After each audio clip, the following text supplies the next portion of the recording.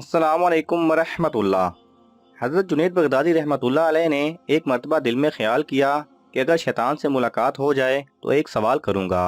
और उन्होंने एक दिन अल्लाह से दुआ भी कर दी कि ऐ अल्लाह कभी शैतान से मुलाकात करा दे ताकि उससे सवाल कर लूँ। एक दिन नमाज पढ़कर मस्जिद के बाहर निकले तो एक बूढ़ा आदमी बाहर खड़ा था। हज़रत जुनैद रहमतुल्लाह अलैह ने उसको देखकर कहा कि कौन हो तुम? कहने लगा कि मैं वही हूँ जिससे मिलने की आपको आरजू और तमन्ना थी। हजरत समझ गए कि ये असल में शैतान है। शैतान ने कहा कि आप मुझसे क्यों मिलना चाहते थे? हजरत जुनैद रहमतुल्लाह अलैह ने कहा कि मेरे जहन में तेरे मुतालिक एक सवाल है। सवाल ये है कि जब अल्लाह ताला ने तुझे हजरत आदम अलैहिस्सलाम को सजदा करने का हुक्म दिया तो मेरी समझ में नहीं आता कि आखिर तुझे किस चीज़ ने अल्लाह के हुक्म की तामील से मना किया। क्यों तूने सजदा नहीं किया? या अल्लाह की अजमत को नहीं जानता था? अरे तुझे अल्लाह की मारिफत हासिल थी, अल्लाह की अजमतों और जलालतों से तू वाकिफ था। इस कदर अल्लाह की गुर्बत रखने के बावजूद जब अल्लाह ने तुझे हुक्म दिया कि आदम को सजदा कर तो तूने आखिर क्यों सजदा नहीं किया? इस पर शैतान का जवाब क्या था वो सुनने के काबिल है। उसके जवाब ने कुछ देर के लिए हजरत जुनैद रहमतुल्लाह अलैह के होश उड़ा दिए।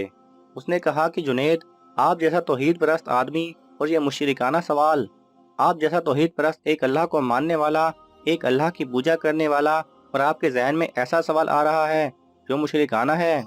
ये सवाल कि मैंने गैरुल्लाह को सजदा क्यों नहीं किया? कहने लगा कि आदम तो गैर खुदा था, खुदा तो नहीं थे, मैं गैरुल्लाह को क्यों सजदा कर लेता? आप जैसा तौहीद परस्त आदमी ऐसा मुशरिकाना सवाल मेरे से कर रहा है, बड़े अफसोस की बात है। हज़रत जुनैद रहमतुल्लाह अलैह कहते हैं कि जब उसने ये बात मुझसे कही तो मुझे लगा कि हाँ ये तो ठीक कह रहा है, और फिर थोड़ी देर के लिए मुझे ऐसा मालूम हुआ कि मेरा ईमान सलब हो रहा है, इसलिए मैं सन्नाटे में पड़ गया। होशो हवास बाकी ना रहे। मैं सोचने लगा कि इसको क्या जवाब दे सकता हूँ, इसलिए कि जब वो कह रहा है कि तुम एक अल्लाह को मानने वाले हो और मुझे पूछते हो कि आदम को सजदा क्यों नहीं किया। हज़रत जुनैद रहमतुल्लाह अलैह कहते हैं कि मेरे जहन में जवाब नहीं आया। फ़ौरन अल्लाह की तरफ से इल्हाम हुआ और मुझसे कहा गया कि इससे ये पूछो कि हुक्म देने वाला कौन था।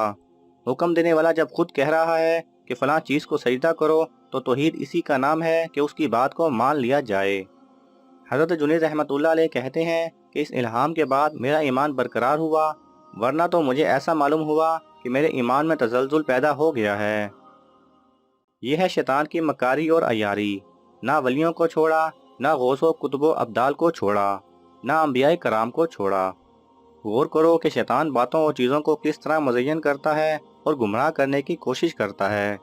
इसका ज़रा अंदाज़ा इस वाक़े से आप कर लीजिए। इसलिए कभी भी शैतान से बेफिक्र नहीं होना चाहिए। शैतान की अयारी और मकारी से बसा औकात इंसान बेईमान भी हो जाता है, लेकिन इसे खबर नहीं रहती कि मैं बेईमान हो गया हूँ। शैतान कुफर को मुज़य्यन कर देता है। अल्लाह ताला हम सबको नफ्स और शैतान के हथकंडों से महफूज रखे। आमीन। The